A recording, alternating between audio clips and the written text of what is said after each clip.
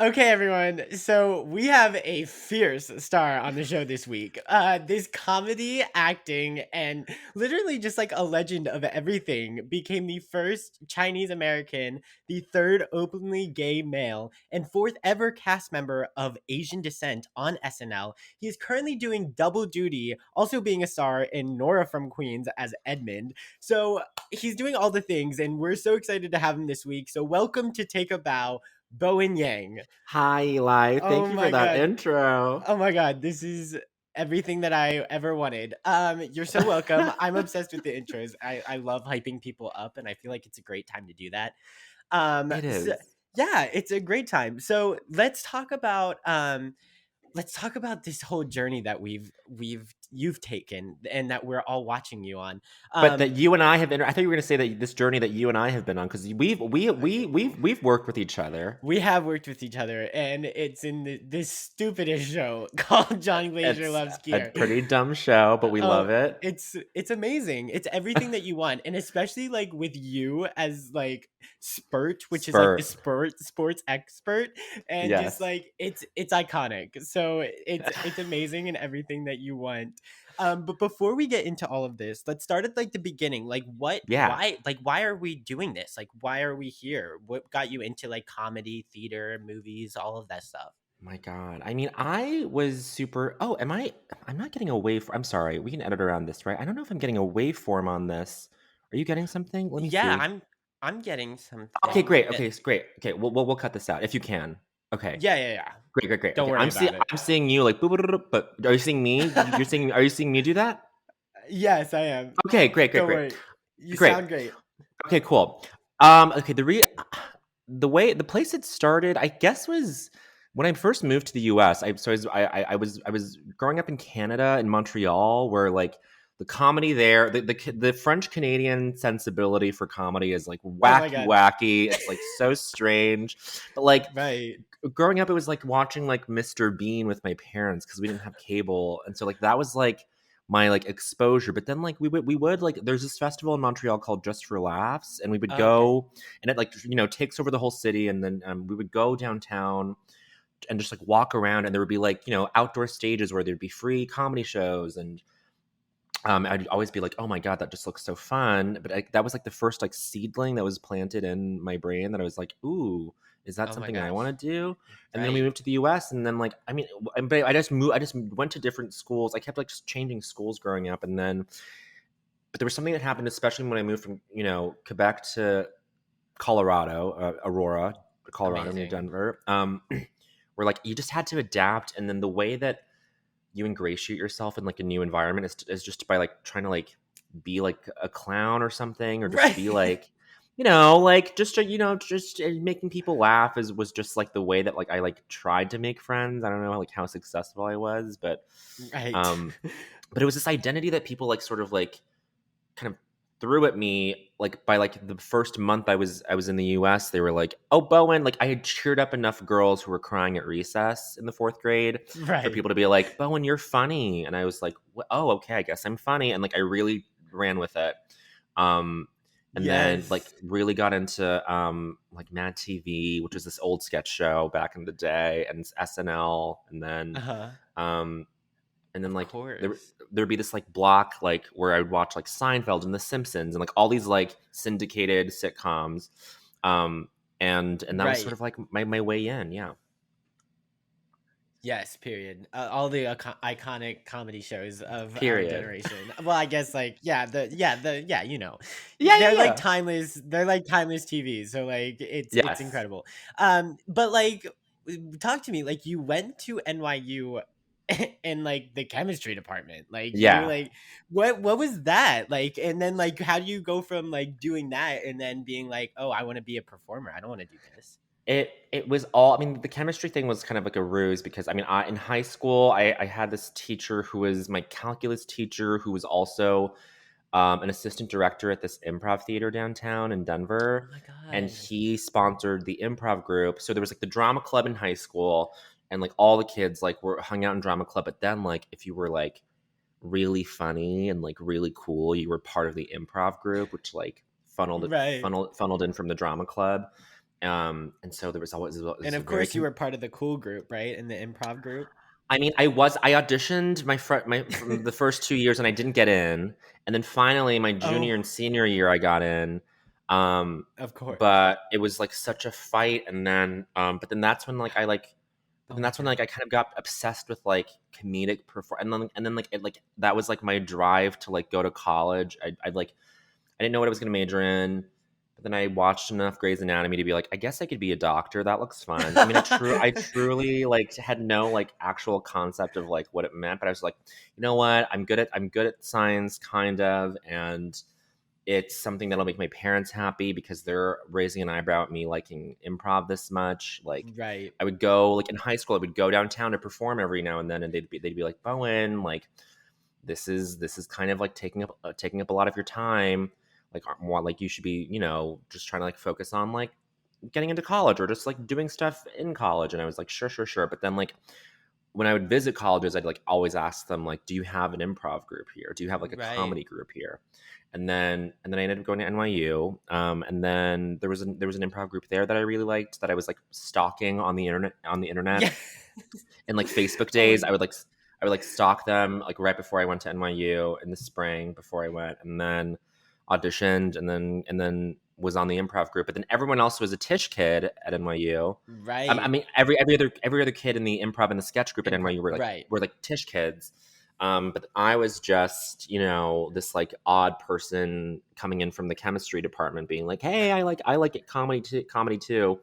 Um, so yeah, that was it. But then the chemistry thing was like me sort of delaying, like kind of like trying to like take cover behind like academics again, Uh-huh. and like me being like, I don't actually want to pursue. Me lying and telling people, no, this I think comedy is just a hobby, and I don't think I want to, go through with it after college. But then, I mean, I Right. secretly did, and then I graduated with Secretly. yeah, and then I graduated with this chemistry degree, and then didn't really, and then afterwards was like, oh, I can't go to med school. I was taking my MCAT, which is this exam you're supposed to take to like help you get into like that just like determines how which med schools you get into. And I took the MCAT for the Oh. second time after I graduated college, and then I got to the short answer portion, and then I remember this interview that Steve Carell did, Oh my god. where he was, yeah, like before he like there was a time where after he graduated college, he was thinking about going to law school because he was kind of struggling as an actor himself, and then he got to the essay portion of the law school application, and he was like, I can't do this. And then I like had I Right. like that quote like immediately came to me as I was taking this MCAT, and I was like, I can't do this. I like Steve Carell like took over my brain, and I was just like, I can't Right. follow through. So then I avoided my test score, and then I left, and I was like, I think I'm gonna try, and I told my parents, and they were very confused, but I was like, I think I'm gonna try and do this comedy thing and take classes, and try to just Yeah. book stuff here and there on TV, like little under fives, like get into SAT, and then like and Right. they'll be like, "What are you gonna do about health insurance?" I was like, "Well, I gotta like get enough jobs to like just to get health insurance or whatever." And so that Right. was it. Yeah. Wow, we love that journey for you. That's so fun and like so unique that like I don't even know. Like chemistry I could not. We love a smart actor. Um I don't know if I'm smart. if you're good at science, I consider you smart. Okay. Yeah. Oh my god, this is incredible. And of course Steve Carell, like who's not inspired by Steve I Carell? Everyone's inspired know. by Steve The Carell. best. Do you have like a favorite like comedian who you like kind of like is a role model for you? I mean, growing up, a lot of it was a lot of like Margaret Cho, like as a person, I was like, I couldn't believe like who she was and like what kind of jokes she was Yeah. telling on stage. She's this like stand-up comedian who like had like a big like gay audience, and she talked about, she did impressions of her mom, she did impressions of her dad. She would always talk about um, you know, like if she had a kid, she would want him to be gay and all this stuff. And it was like at the time, like this is like, like 15, 20 years ago, like it just Right. seemed like no one else was kind of talking about things in that way, and it just felt really kind of revolutionary. And then it was her, it was I mean, my era of SNL when I was growing up was like Will Ferrell and Tina Fey and Molly Shannon Yes. and Maya Rudolph and Anna Gasteyer, Rachel Dratch, Amy Poehler. It was like that era, and like I really took to that. And then even in in high school, it was like Bill Hader, Kristen Wiig, Andy Samberg. So like I grew up with like a Right. really crazy stretch of SNL, and I was like, but I never thought to myself like I'm gonna be on that show. I was just like, oh, I'm obsessed with this show, and I think I will just be a fan for the rest of my life because like Right. I don't ever see myself like I don't know that someone like me would ever be on that show or what they would do and like how they would fit in with the rest of the sensibility of the Sure. Sure. show. Sure. But then yeah, and then that was like so it was like that era of SNL was like people I really idolized. And then by the time I got to high school, that was when The Office actually came out. And then I was obsessed with The Yes. Office. Oh my And god. yeah, and then that was and then like Sarah Silverman too is a like back in the day she was like really kind of like putting out such good stand up and she still does, but I mean that was a time when I was like wow, like there's this like irreverence and there's this like sexuality in terms of her, Uh this huh. woman, this like woman who's like presenting herself as like a cute Jewish girl who like was talking about like all these like crazy really funny things that were like a little outre, a little dirty, a little controversial. So I mean all of that, that's like all like sort of funneled down. Right, absolutely. So like what did you do to like obviously you said like you made the decision and you were like okay, I want to get do this as an comedian and actor and whatever. Hmm. So like you didn't like have those like you're not coming from like the Tisch School of the Arts or anything like Hmm. that. So like what did you do to like get your name out there and like you did a lot of live performances and stuff like that. Is that kind of how you Yeah. got your name out there?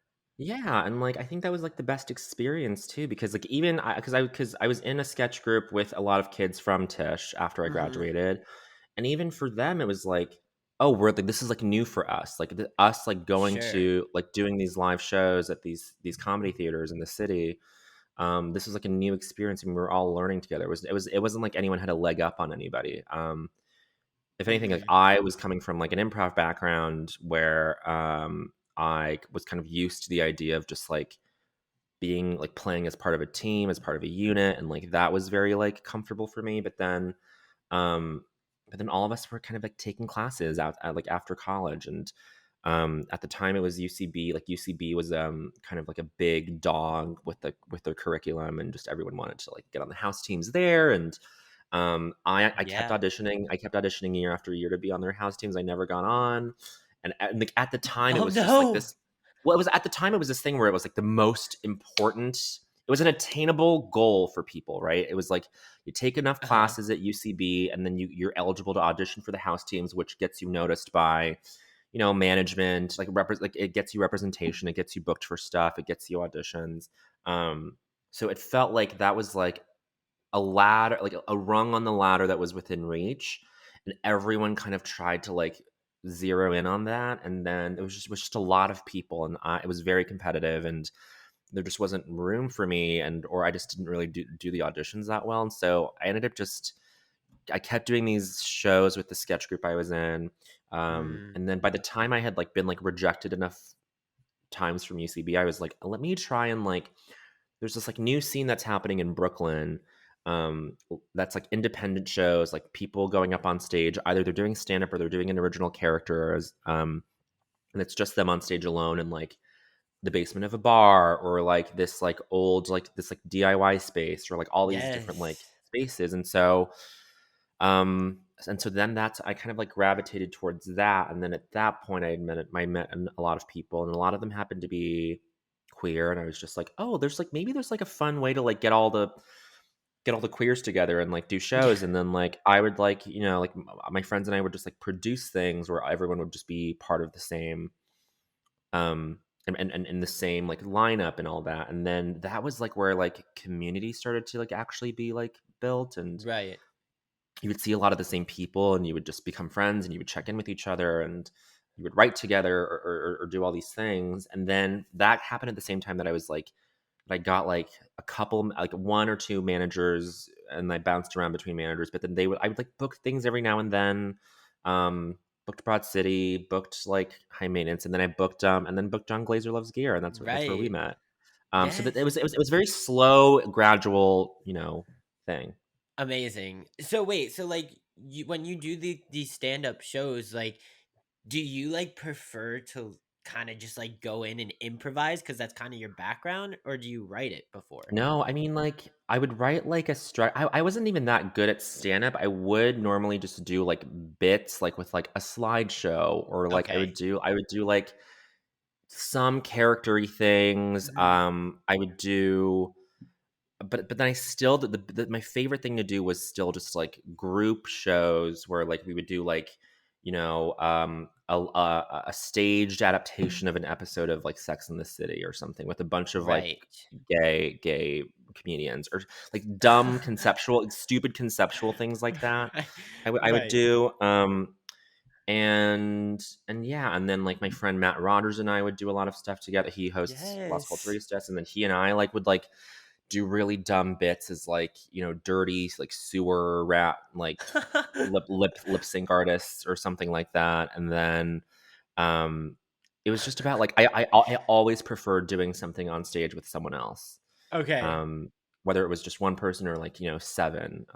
That was Yes. like that was the only difference. That's why I wasn't like totally going in as like with like the stand-up mentality, because for a lot of stand-ups, for club comics especially, it's like you're doing like three shows a night. Every night in the week you're going to clubs, you're like running around and like doing all that, and like that just like didn't seem like super sustainable for me, because I was like working this like long day job, like a 9 to 5, and then by the end of the day I was so tired, but I was like, I guess I can rally for one show. So I would do Yeah. like three shows a week at most, and that is not a lot at all. But Mm-mm. there's some comedians who would like do like, yeah, like 10 shows a week, Oh my or god. you know it was crazy. So I was just I found my pocket pretty quickly, and then I just kind of stayed there. Uh-huh. But then that was still very, it was still a very educational thing where I learned so much, even from just that kind of place. Yeah. Yeah, oh my god, that's so cool. Hmm. I love that. We have I mean, like, as an actor, I mean, obviously, like, I'm no comedian by any means, but, like, it's so much easier just to have that extra person there and kinda, like, feed Yeah. off of them, right? Of course. Of You course. love, like, the whole, like, team, I guess, aspect of what we do in performing. Yes. So totally understand that, and now you kinda have, like, one big team at SNL, I which, by the know. way, oh my god, I'm obsessed. I think I, like, heard or read somewhere that, like, you were in high school, you were, like, I guess, like, nominated or, like, maybe in the yearbook, like, Oh most yeah, likely to yeah. be on SNL, and look where we are today. Oh my god, that's so Crazy. funny, and just the fact that, like, you were such a huge fan of the show and everything. So you got to SNL, right? And you Uh started out huh. as, like, a writer, right? Mm-hmm. So, Yeah. what is that experience like? Like, what is it like to be in, like, a writing room at SNL and, like, kinda figuring it out as far as, like, which actors do which scene or which Right. everything like that? Like, how does it all work? It's really interesting. Like it kind of wasn't anything that I expected it to be, because I mean, you would hear all these legends like from like SNL in the past, where it'd be like, it's such a crazy boys club, and Oh, no. everyone's doing cocaine, and everyone's like doing all these things, and I'm like, oh my god, what am I Yeah. in for? Right. But you get there, and then it's like a lot of like really like thoughtful, quiet people who like are just like trying to figure and even that was like a team sort of. There was Yeah. there was a team mentality there, where like you find people you collaborate with well, but then after the sketches get picked for dress rehearsal on Wednesday night, Thursday and Friday you're at rewrite tables for the sketches that are picked, and you're just kind of sitting there with some other writers, and you're just going through each sketch one by one throughout the entire day, just trying to figure out Wow. line by line, page by page, like how do you make this better. And then it is like it's like everyone like doing like surgery on the same thing, and everyone kind Right. of like trying to like collectively make something as good as possible. And like that was kind of really nice, and like I think that also like fed into like appealed to my like teamwork Yeah. sensibility, mentality thing. And so that was really interesting. And then, and then being a writer there, like even for just a year, I learned so much, and I wasn't sure because I auditioned a few times, and then they hired me as a writer, and then I called one of my friends who was a writer there already. I was like, "Do you think I should take the job?" And he was like, "Yes, because I have already learned so much, and it's opened so many Yeah. doors for me." And I was like, "Okay, great." And then yeah, I really did learn so much in that first season to writing there, because then by the time I got moved to the cast, like I knew how the show worked, I knew where to go, who to talk to, Oh, if yeah. an idea was got picked to go to the show on Saturday, I was like I knew what my resources were. And like if you're it takes a year, no matter what, no matter who you are, whether you're on the cast or if you're a writer or if you're in the costume department or if you're in makeup, it's like it takes a year to just get used to how Yes. crazy the show is, just in terms of the pace of it and the workload and all that. So yeah, I'm really grateful that I had that season. So wait, did you mention that like you audition as like a writer, or you were just like auditioning as a cast member and then you got hired to be a writer? I auditioned as a cast. I auditioned to like hopefully be in the cast, but Okay. because I had submitted a writing packet to be a writer in the past, and they were all really bad. Oh. So I was like, I was like, I'm not going to do that. But then like at one point, my manager at the time, like 4 years ago, was like, "Hey, do you want to submit a tape for SNL?" I was like, "Yeah, sure." They would. I was like, "I'll do it," because they would never. But it'll be like as a lark, because they'll never Right. hire like a femme gay Asian guy. I was like, there's no like Right. there's no lane for that. Like why would they ever do that? And so I was like, let me just have fun with this tape. And so I put together a 5-minute tape. Most of it I had written completely in a completely most of it was completely new. It wasn't like, because normally like for a lot of sketch actors, like they're putting together like sketch characters that they've performed on stage, and they know it's good and they know it gets laughs. I Sure. was I was starting kind of with a blank slate, and I was just like, I don't have like stock characters. What am I going to do? So I just wrote like 5 minutes of new stuff, did it, put it on tape, Oh my god. submitted it, thinking, okay, whatever. I'm glad I did that exercise. Like I'm glad I pushed myself. I don't think anything's going to come of this, but let me just send it out. And then I heard back. Well, they want you to perform on live at UCB in front of an audience, and Oh my god. producers are going to be there. I was like, oh, that's funny. Okay, sure, I'll do it. Why not? It'll go over terribly. And I did it, and then that was fun, and it kind of went over well, and I was like, interesting. And Yeah. then and then at that point, they were like, you should come and screen test in front of Lauren. And I was like, what? Like Yeah. I kept clearing every stage in a way that I was just like, this doesn't make any sense. And then Right. this is 2017. I think this is right around the time. I think this was right around the time that I was doing. Oh no, no, no, no, no, no! Because I did that, and then I got to the final meeting with Lauren after the screen test, and I think he like was so checked out because it was the end of the day, and I was the last person he saw. And he Right. was just like, "Where are you from?" I was like, "Oh, I grew up in Denver, but I lived in Montreal." And he was like, "Oh, that's interesting. Okay, bye." And like, truly, like, was like, I don't think I registered to him, and so I left being like, I didn't get the job, whatever. So then I didn't get it. So then Wow. I'm licking my wounds from like October to January Yeah. of October of 2017 to January of 2018, being like, oh god, I suck. But then at that point, I booked John Glazer, Uh-huh. and then in March, because we shot that like in the winter and spring of 2018, right? Yeah. Yeah, it was Yeah, bizarre. it was bizarre. But then by March 2018, right as I was rapping for John Glazer, I got new management, and I got a call being like, they want you to come in and screen test again with Uh-huh. with 5 minutes of new stuff, Oh my gosh. um, for SNL, and because they might do a mid-season hire. Sometimes they do that. I was like, oh, interesting. And then at that point, me and Matt had also gotten a call to screen test. Oh my god, no So way. I know. So the completely separately, like they were like, oh, we like that Matt Rogers guy, because they had seen him do shows at UCB, and he had submitted a tape, and it was really funny. And so then he and I like auditioned like separately but together, like we were in the Sure. same day, and we were both like, oh my god, like this would be a dream come true if like Right? two best friends got it together. And then we both did it. We both did well, and then they were like, "We're not going to hire anybody from this round, but we're going to bring you guys back in August to audition for the Okay. new season." I was like, "Okay, great." So then I had Oh my that god. whole summer to like write new stuff. And then me and Matt were just like running it for like over like a month of just like reworking it, Yeah. our audition sets. And then we did it end of August, early September. We went back into audition, and then um, what happened was I got to the last Lauren meeting, and this time he remembered me, but Matt didn't move on, and so it was just this weird thing of like, oh, my best friend didn't get this. Right. This is so strange, and it was painful, and he was happy for me, but he was also very disappointed. And then that was a crazy time because I got to the Lauren meeting. I think the meeting went well, and then I get the call like, Bowen's not going to be on the cast, but we do want to hire him as a writer. And I was like, you know what? Sure, I'll Oh take it my because god. I just quit my day job. I was like, I'll take it. And I'd wanted, I loved SNL for so long, and I wanted just any job in comedy that was like that. Um, and so then I wrote there for a season, but then that was just a period between me and Matt where we really had to like talk out like how we were feeling and Right. move through it. And then now we're on the other side, and he's doing great, and Right. we're both like really happy for the other person. But it was a really tough period where we were like not sure like what it was going to be. Right.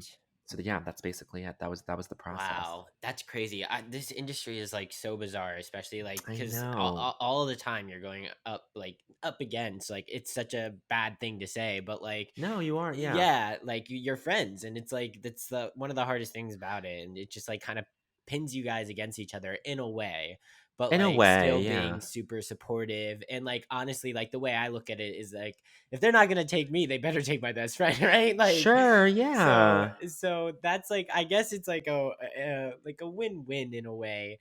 But yeah, this process, man, this is so intense that this everything that you kind of went through. And like when they asked you to be like a writer, did you ever think that it would open the possibility of you being a cast member? Maybe, but I was like, I just want to do this job well. I want to do the job Yeah, that they've asked me to do well, and I don't. And I like truly throughout the entire season, I was like, I'm not gonna like. I'm not. The job is so stressful that I didn't even have time to think about like, oh gosh, sure. wouldn't it be so great if I was on the cast? It was truly just like, oh, I'm learning the ropes so quickly, and it's so intense and overwhelming. That wasn't really on my mind. But yeah, I mean, like Eli, like you, like is I feel like it's not quite as bad as like a Broadway, audition process too, right? Like, does Oh it yeah. sound like about the same? I mean, I feel like Broadway auditions are like a whole other beast.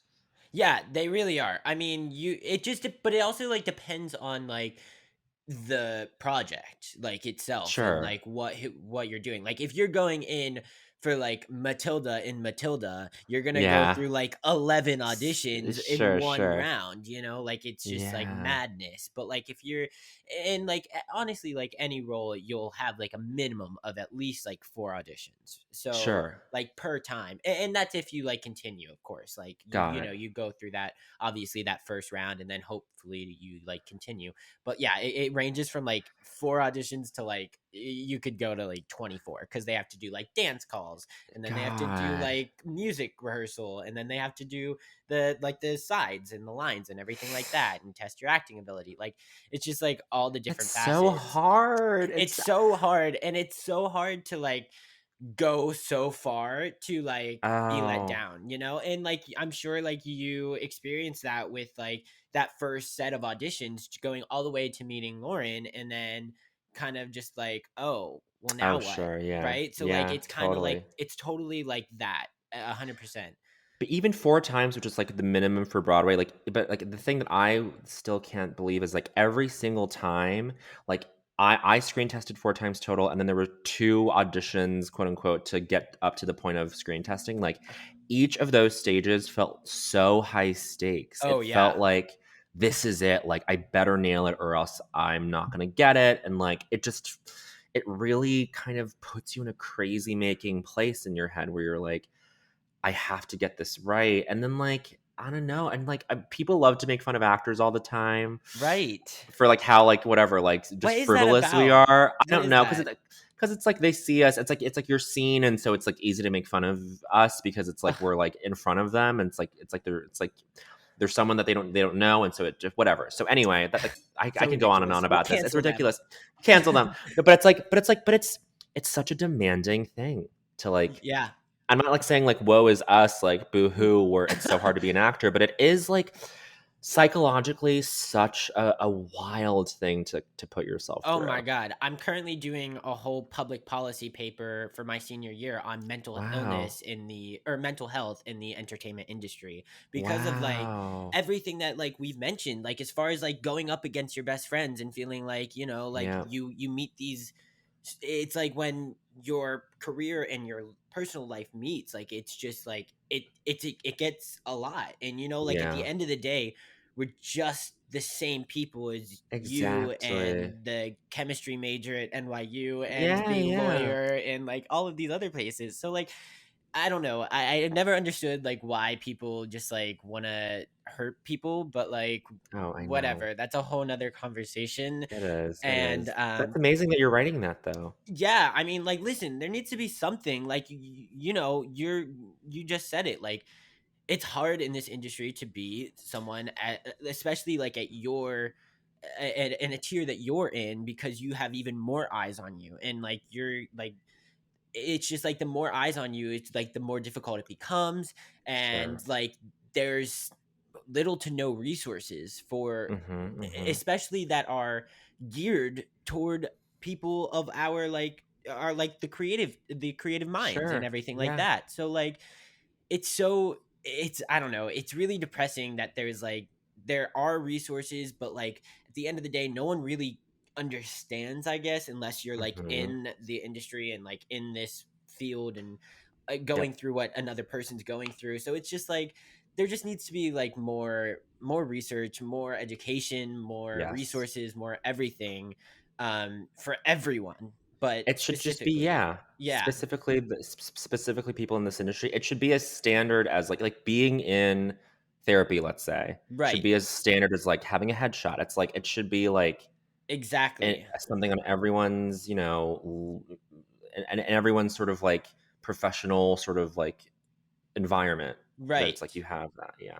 And like 100%. I'm still a kid, so like I never really like understood the whole like healthcare system and everything like that. Like Sure, obviously sure. like my parents took care of that, but like in doing a lot of research, like a lot of the healthcare systems like they don't like cover the Oh, no, I whole know. therapy. And I'm like, I know. what does that like that's basically the same thing. Like how is that not Totally. included? So like Totally. that needs to change. Like all of these things. I'm just like writing it Yes, down, yes. writing it down and submitting them to like Congress people and unions and all of this stuff. Amazing, amazing. I mean, yeah, it's I never thought I would be doing this, but it's mandatory in order to graduate, and I'm having the time of my life doing it at the same Good, time. good. That's Yeah. amazing. Yeah. So it's just what an industry that we're in. I know. What have we done to ourselves? What, what it's We just okay. like performing and then it comes with all this other Right. baggage, yeah. And that's what I like that's totally like what I said too. Like all we're trying to do is like help other people be happy, Mhm, yet other mhm. people are gonna tear us down. Like Yeah, where yeah. where does that come in to play? Like I don't know how that adds up, but It's a warped whatever, relationship. whatever. Whatever. We're gonna continue to make people laugh and talk about SNL and Yeah. everything like that. We're gonna continue to make people's days.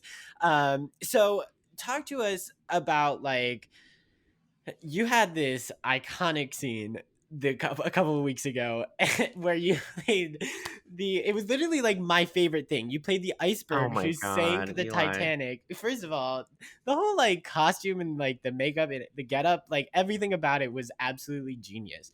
So like Oh, how does this work? Like when you I guess were you like told that you were gonna do like a skit about an iceberg who sunk the Titanic or like I mean, for weekend update pieces, a lot of the times it's like whoever is on, yeah. it's like their thing. I Okay. this was kind of the case, but it was mostly it was it was it was a it was the idea. It was Anna Dresden's idea. She's one of the head writers. She's a genius, Oh my god. and she's written so many incredible things. But she texted me in February. She was like, maybe for the April 10th show, because the sinking of the Titanic was April 14th. Yes. She's like, maybe for the April 10th show because it'll feel topical. Because you kind of always want to be a little topical when you go on Weekend Update, Oh, especially absolutely. when it's a new character. They're like, maybe if the so she texted me in February being like, maybe for the April 10th show, you come on as the iceberg that sank the Titanic, and you're wearing like this dumb iceberg costume, and you're really standoffish, and you're like, I don't want to talk about that, like, and blah blah blah. And Right.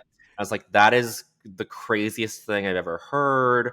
But sure, let's revisit it in April. We both had like Yes. busy weeks, and so I let that rest. And then the April 10th show comes along. And then it's Monday. It's the Monday of that week. And then I was like, oh, right. There was that idea that Anna had. And I texted her. I was on set for Nora from Queens. But then Oh I my just, God. I was in between setups. And I was just like, oh, let me text Anna and just be like, do you want to do this? And so I texted her, hey, was that iceberg idea you texted me about a couple months ago real? Like, do you want to try and do it? She was like, oh my God, I completely forgot about it. Yeah, why the hell not? Let's Yeah. try it. Let's see. We were both so people just have to understand that the entire time both of us were like, this is never going to make it on TV. It's too crazy. Not that it was too What? crazy, but it was like no one's going to like what is this going to look like? Like Oh my God. how is this going to like is there any like is like where is this gonna go? And so we were both like, Right. okay, we're like, you know what, let's just have fun with it. Oh, but another thing I should say too is that Anna was on my college improv group. No way. And yeah, and then she was like, she was 2 years above me, and then she graduated, and then she was doing stuff around the city, and we would go to see each other's shows, we would book each other. Oh my And she God. and then we would, she and I would like be in shows where we would play crazy characters. Like she would play like a robot who like was a mom. Like we would just like put on these really terrible costumes and be like, I'm like I'm an old Hollywood actress who like is like, it was just like such like wild like because the stakes were so low back Right. then that we could try anything. Uh-huh. And truly, she and I like did this iceberg thing. And by the way, I'll fast forward to the end of the week after we did it on Saturday. We like met each other in the halls.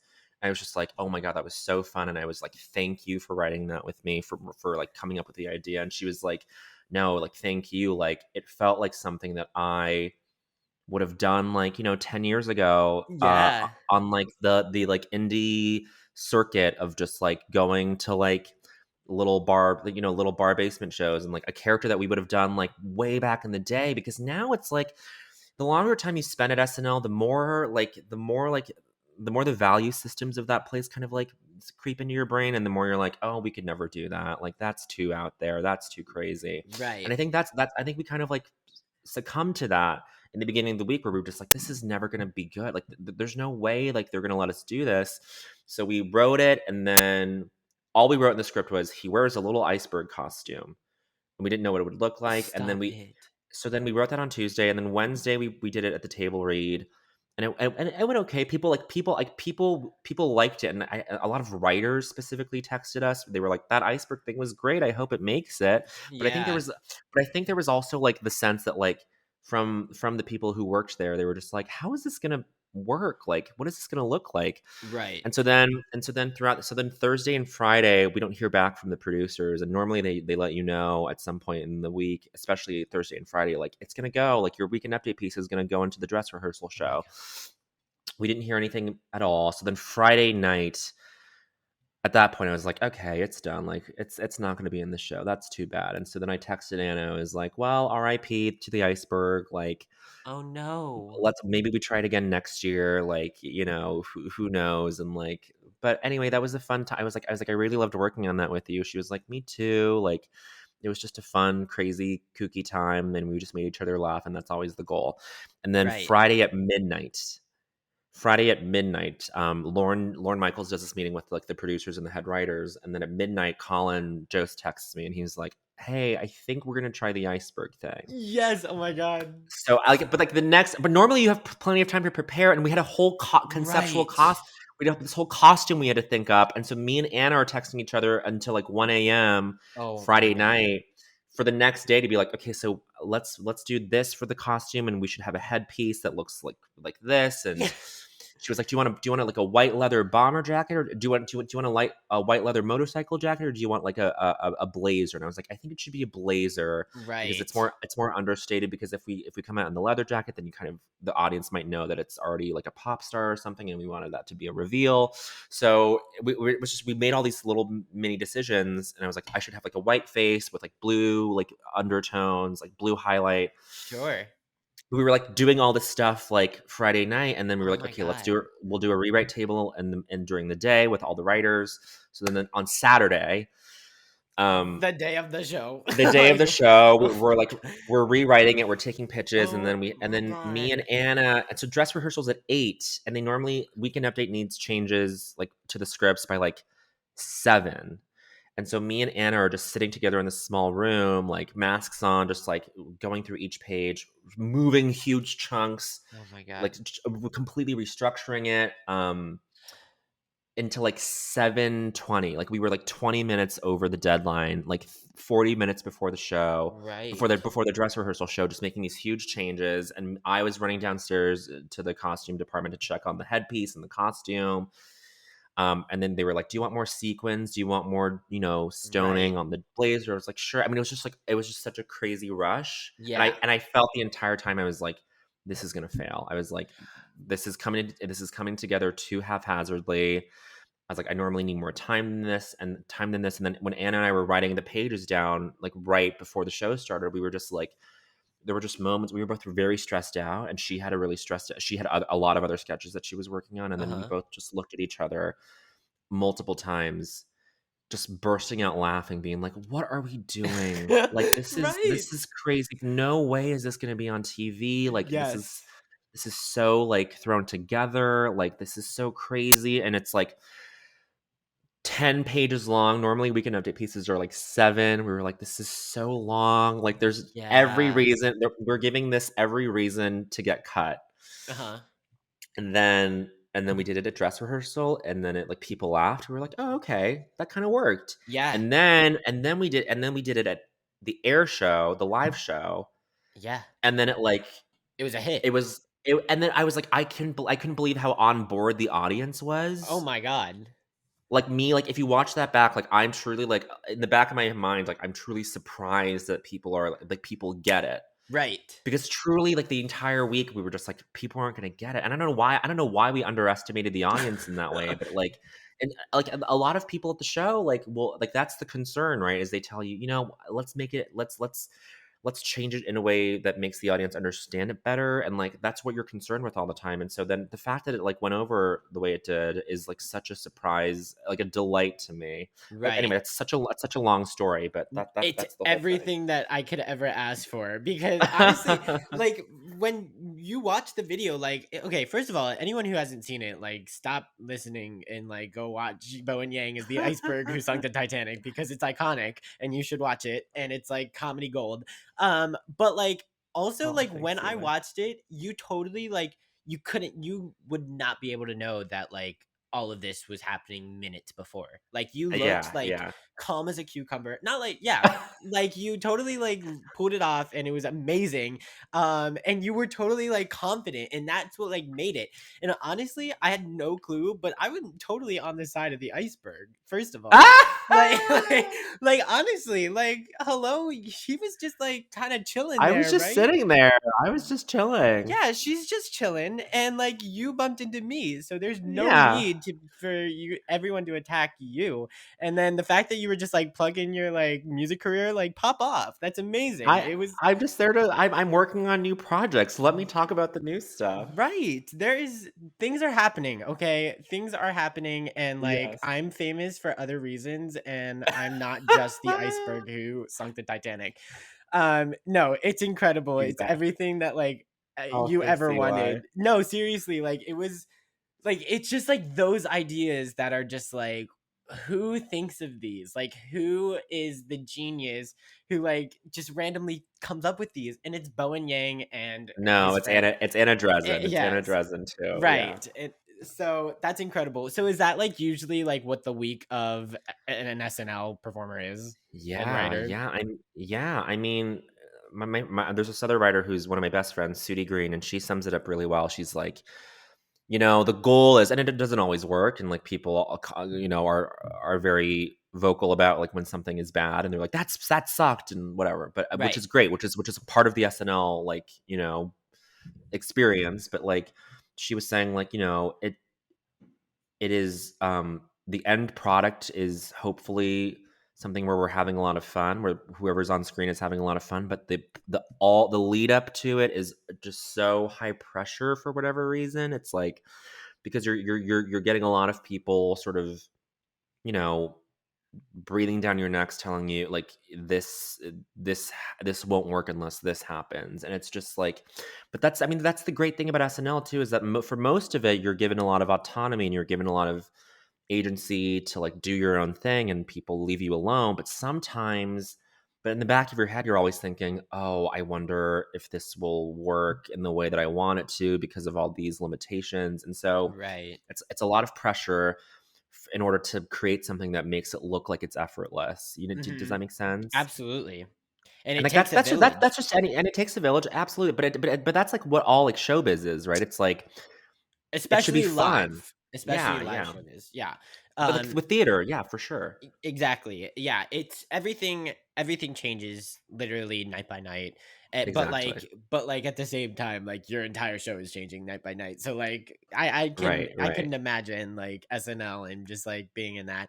Which do you know Haley Call? She's like she does like the wigs and like I don't know what she does, but I know she works at SNL.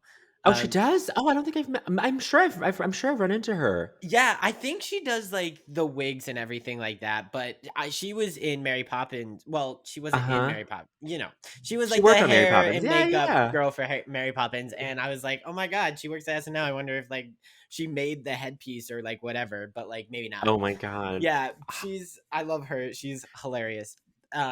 I don't know, just a fun fact. Haley, I'm gonna look for Haley. Yeah, look for Haley. I think she still works there. Maybe I'm like bugging, but I Well, thought there's she there's there's so much crossover between Broadway and SNL. Like right. a lot of our dressers are Broadway dressers. A lot of the costume people are the work on Broadway. It's like it's there's so much crossover. It's great. I love it. Yeah. Well, my god, I love that so much. And I had no clue until like okay, let's get into it. I've been listening to Las Culturistas, right? And like Yes. I didn't realize like how big of like how much you liked theater. Like Oh yeah. yeah, in musical theater, like I was first of all, your Ben Platt episode iconic. Iconic. He was so good. Yes. Wait, so how long have you been doing Las Culturistas? Like 5 years? 5 years. Yeah, it's been a while. Oh my It's been a god. long time. Every episode is a dream. They have Oh, these Eli. the best segments and the you're just like laughing the whole time and like smiling. And Oh, it's they have like the best guests on too. Like I said, Ben Platt, Taylor Trench who was on Take a Bow, oh my God, Molly Taylor. Gordon. Oh my god, Taylor's a dream. All of the He's the Evan best. Hansons. I Molly's a dream. Yes. Oh my god, they're the best. I love them all so much. I was in Yes. like did you see that like summer camp thing that Ben and Molly did together?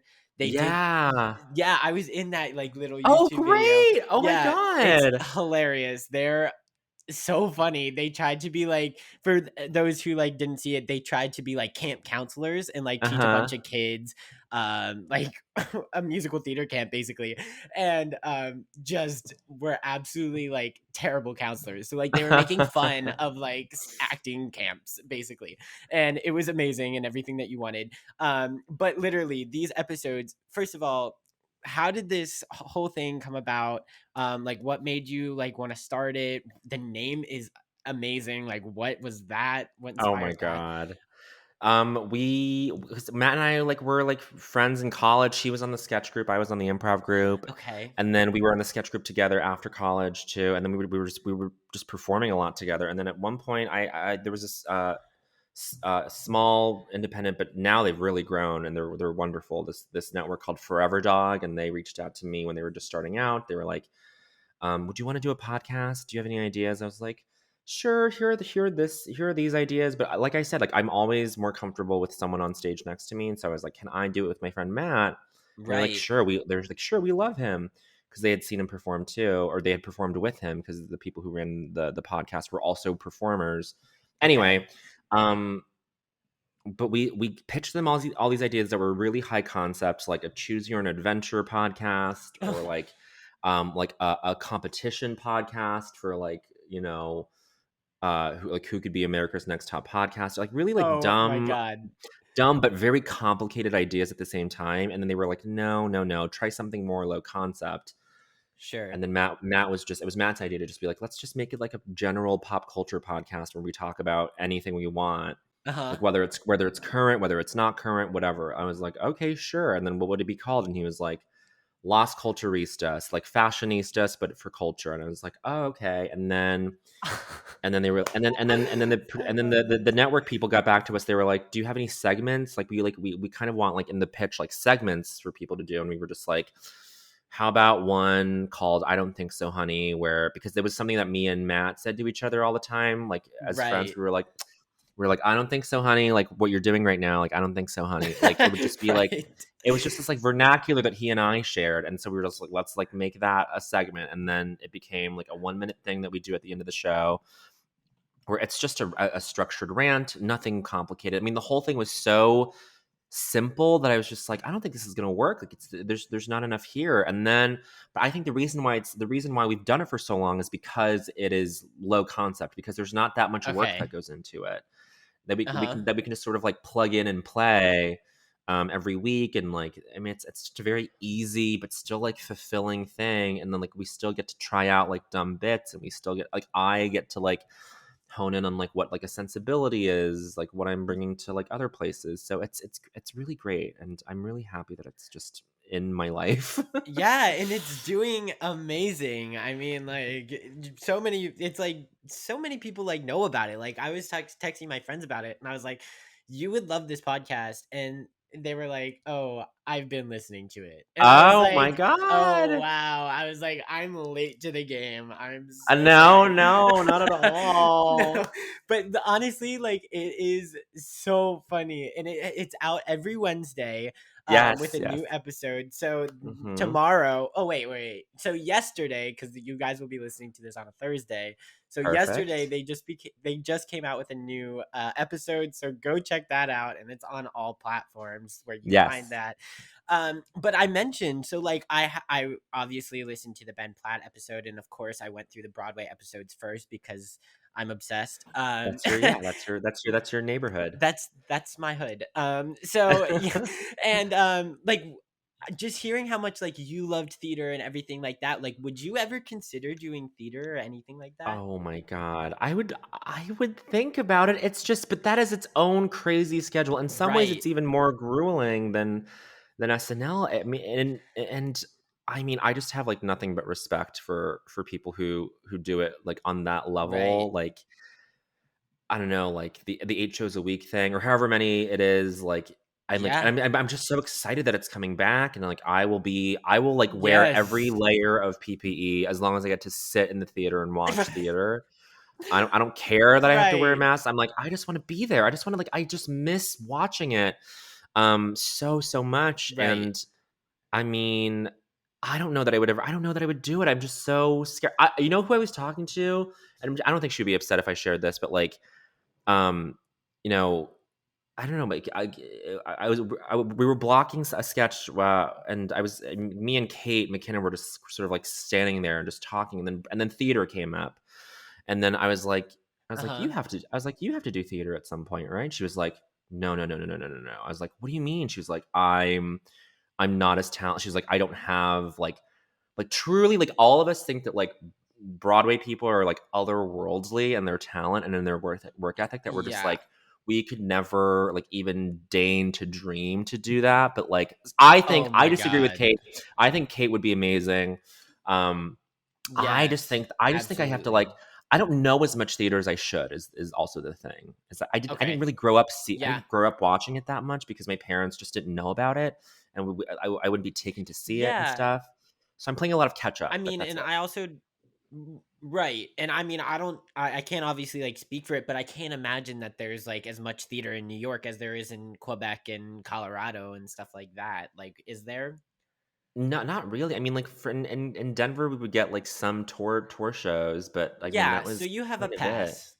pass. I do, but they're just, but they're, I didn't get it. I like, like I was always so jealous of the kids, even who grew up in Denver, who'd be like, yeah, we're going to New York in the summer and we're going to see all these shows, and they'd be like, oh, I want to do that. I mean, one Right. time when Wicked first came out, I was in high school, um, and and we did a trip to New York to look at colleges for my sister, who was 2 years older than me, and we came to New York, and Broadway tickets were too expensive for my parents. They didn't want to. That we didn't know what TKTS was. Like we didn't go Yeah. that route. And so Sure. then, but all I did was I begged. We did two things that I had to do. We did an NBC studio tour at 30 Rock because I loved SNL Oh so my much, god. and I loved Conan O'Brien. And Conan O'Brien used to have his late night with Conan O'Brien there. So I saw those. I Right. went to those two studios. They were empty because it was in the summer and no one was there, but that was amazing. And the other thing that I Oh my demanded we do god. was drive to the Gershwin Theater, and just so I could stand at the Yes. doors of Wicked and be like, "This is where they A do Wicked." And wicked. like Oh my god. I was such a I just I didn't have like the access to theater that I wish I did, but like just being near it Right. meant something to me. And yeah, that was just like a silly like teenage Bowen memory that I have still. Oh my god, stop. I love that so much. The fact that you just like drove to see the To outside see of the the Gershwin theater, I Theater. know, isn't that so Uh, stupid? was Wicked your first Broadway show that you saw? I mean, I didn't end up seeing it. I Oh, didn't end okay. up seeing You it, just but wanted to see the I theater. just wanted to see the theater. But the first Broadway show I saw was when I moved to New York for college, and it's so random. The first Broadway show I saw was Xanadu. Right. And Okay. It was Carrie Butler and Cheyenne Jackson. Oh But when my I went, god. it was I forget who was Kira, the lead. And then they had the understudy for Cheyenne, and so but I got to see Maria Testa and Jackie Hoffman, Yes. and I was like, this is Oh so my god. fun. And they made jokes about Gypsy. They made jokes about Gypsy, which was They're playing next door. And hilarious. I was like, this is incredible. But then ever since then, I'm really proud of I'm looking at my playbills right now. Like I've got a bunch of them. Like I really like I'm late to the Broadway sort of like train, but Sure. I'm on it for life. Like I just love it so much. I love it. Oh my god, it's a dream. You there's nothing that ever like compares to live theater, like No, really. no, And even like my friend Sydney Lucas and I, who was the original like co-host, yes, Sydney, she co-hosts this with me for like the first like however many episodes, like the first like amazing. 40, I think. And she and I obviously went to see SNL, and that was Yes. totally like a night at the theater, just without Yeah, songs. right? Like it Just was without like songs. yeah, and honestly, like I found that even more like fulfilling and thrilling because you see the set being built as you're Yes. about to like watch something. Like you're not just it's not like these effortless things. You see like how each thing really works when you Sure, go to sure. SNL, and I loved that aspect of it. Like they really weren't Yeah. hiding anything from you. And I thought that was like the 'Cau coolest experience. It is cool because I guess for Broadway, for most Broadway shows, they are trying to, like, not make you see the technical, mechanical aspects of it, Right. but they're so important, though, and sometimes I do wanna know, like, how does the bubble machine work on Wicked? Like, how does this Right. work? Like, all of that. That's what I'm saying. And like, listen, like all of the theaters on Broadway were old movie theaters, like all of them. Right. So like they're honestly like trying to keep that whole like movie aspect where it's just like an effortless Yeah. story that's being brought to you. But like Mhm, mhm. really chaos is going on Yes, yes, yes. backstage literally. So and they just like try to like keep it like super chill and kind of like hush hush, and like no one ever like thinks of it unless you're like in the industry or like you notice Right. this like stunning part of the show where you're just like, oh my god, I want to know how that works. Right, um right. and honestly, like I feel like that's why people who go to the theater are just kind of like, oh my god, I want to do that instead of, oh my god, I Mhm. want to help make that, you know? Sure, And so like totally. that's where like SNL, I was like, oh my god, I want to help like make that in a way. Like that was just Sure. an aspect that's like not seen, and I love that. Yeah, you're so right. I wonder if things would have been different if I had seen something, maybe not SNL exactly, but seen something where they were very open about showing you the The behind the engineer scenes. the behind the scenes stuff, Yeah. because I think that I mean, like, you've been on, like, TV sets too. It's like most of the time you're there, you're spending, like, watching, like, how the cameras are set up and how, like Yeah. and, like, how many people it takes just to, like, make one thing happen, and it's just like, "Oh, that is, like, such hard, intense, satisfying work," and, like, if people, like, knew the particulars of this, like, I think there would Right. be, like, a better funnel into, like, someone like in their development being like, "Oh, I want to do that thing instead," because that is I don't have to like think about like how I'm standing and like how I'm saying a line. It's like it's a different Exactly. skill set. Yeah. Yeah. So what an industry that we've put What an ourselves into. industry. We love this industry though. Yes. Well, I mean, listen, I've taken up more than enough of your time. We're at the No, no, hour mark no. already. We haven't even talked about Nora from Queen. Okay, let me ask you a Nora from Yes, Queen yes, yes. question. And then I'll let you go. Let's see. Do So you are currently doing double duty. I mean, well, did you just wrap up doing We season? just wrapped. Okay. We just wrapped season 2. Oh my Yeah. god, I can't imagine. So, like, It'll be really, yeah. in a way, you're like doing triple duty because of like the whole podcast thing you have going on too. You're just like Uh-huh, an uh-huh. icon in all aspects of the industry. We No. love it. Like, how do you? Okay, first of all, let talk about Edmund because he's a king and he's absolutely hilarious. Oh my He's god, he's a king. Aquafina's cousin. Oh my god, I can't. And the scene where you like see your uncle's something that maybe Penis I shouldn't something. say. Oh, we Yeah, right. okay, great, No, great. it's I said okay. You said it for me. I love it. it. Um, that is just like it was. I was on the floor, like just rolling. Oh, So like Eli. first of all, talk about Edmund and talk about the antics of Nora from Queens, and also like Yes. how you keep up with like doing all of these amazing projects. Oh my god. I mean, I first of all, I love that. That's so nice, Eli. Yeah. Edmund is this like is like the person I would have become if I had like denied myself like what I wanted to do, which was Right. to like perform and do comedy. But like he's someone who's very like repressed and is very like driven by like success in like a very like tech techie like capitalist like I want money way. Yes. And he's in constant competition with Nora until they have to like come together and like figure some stuff out together because like they're a team all of a sudden because Nora gives Edmund this great idea for an app. And then it was just really fun to like find that character with Nora, who like at this point is just like she's an award-winning actress, and it's like she knows what she's doing, and I'm like every time I like do something with her, I would like learn something new, and she's just like so like patient and generous and like is present with you, and so I mean I don't know, it's just it was actually really nice to go from SNL and then on my breaks from SNL, from that pace, go to something Oh my that was god. structured differently, like a scripted sitcom, and just like using the skill set and changing it just a little bit. I mean, it was. I mean, I'm very like. I still need to like recover a little bit because it's been a lot of work, Yeah. but it's just so much fun. And like and then we wrapped on the season a couple weeks ago in LA, and she and I like she like shared a moment with me. She was just like, like keep doing what you're doing, and like it was just like a Oh, very like I mean, it's just to like get her like sort of advice on stuff was just like sure. the best. And she's I mean, it's a fun show. It goes down easy. It's really silly. Yes. It's not quite as dumb as John Glazer Loves Gear, Right. but it's Nothing can compare. Nothing can nothing compare. can compare.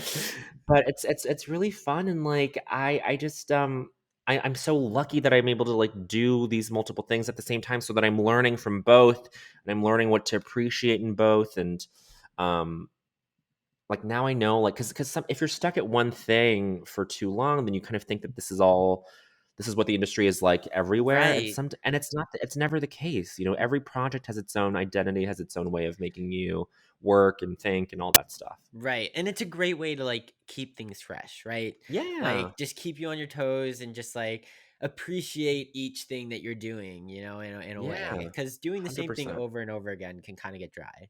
Of course. Always. But it's always but like honestly like in this industry at the same time, it's like you never feel that because it's never the same, you know? It's But never the same. Yeah. yeah, it's just it's fun. It's great times. Bowen, you're a great time. I'm obsessed You with are, this. Oh my Eli. god. Thank you so much for like giving me the time to like Of come on and talk. course. And like, It yeah, is it my was great to catch pleasure. up with you. All of the I know, I things. haven't seen you in so I long. I know it miss you, literally Eli. was the last time it was like I don't really know. I think it was last year because it was still like pandemic, like when like just before we all needed to start wearing masks at Yeah. SNL. So like Uh-huh, yeah. it was pre-pandemic, but like at the same time, like Just just getting up. It was like either like December of 2019 or January, February 2020 that you guys right. that you and Sydney came, and it was so Yes. fun. I fangirled out at Sydney. I was like, "Oh my god." I didn't realize until like after she like left for me. I was like, "Wait, I saw you in Fun Home." And I just she's incredible. Yes, you totally did. It was the Oh my god. highlight. And it was so funny because she tells the story when she was like hosting all the time. We tell this story where I was like fangirling over Keenan Thompson because I'm Oh my obsessed god, with the the best. original Mighty Ducks. Um Yes. and so then you like came out and you were like fangirling over Sydney and everything, and Yes. I was like, it was too funny. What a time, what a A fangirl amazing. circle. Yes, oh my god. And of course Sydney was fangirling over Kate McKinnon. She's Okay, I obsessed with her. know. She's literally like Of that course is she Sydney's is. role model. Oh, And so like literally everyone was just like, "Oh my god, I fangirling. love you." It So was so cute. yes, it was amazing. It was literally like one of the highlights of my life and Sydney's life. We talk about it all the time.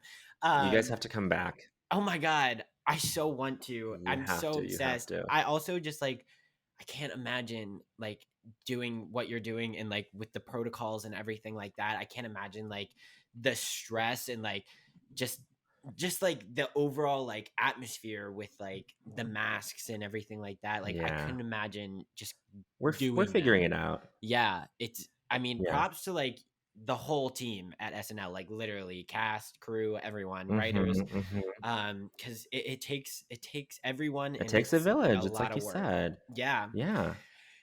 Bowen, you're a dream. Thank you so You're a much. dream, Oh my Eli. God. Have a wonderful week. I can't wait because this Saturday, well, first of all, yesterday, a new episode of Las Culturistas came out. So go check Yes. that out. And of course, this Saturday, my queen, Olivia Rodrigo, is coming on SNL with Yes! Key Michael Key, who I did Friends from College Yes. with. I'm like, Oh my god! yeah, I'm so excited for this week's episode. Oh Amazing. my god, it's gonna It'll be be great. everything. I can't wait. Everything. I'm so excited. I love you. Thank you so much for Love you, doing this. Eli. I can't wait for more episodes of Las Culturistas.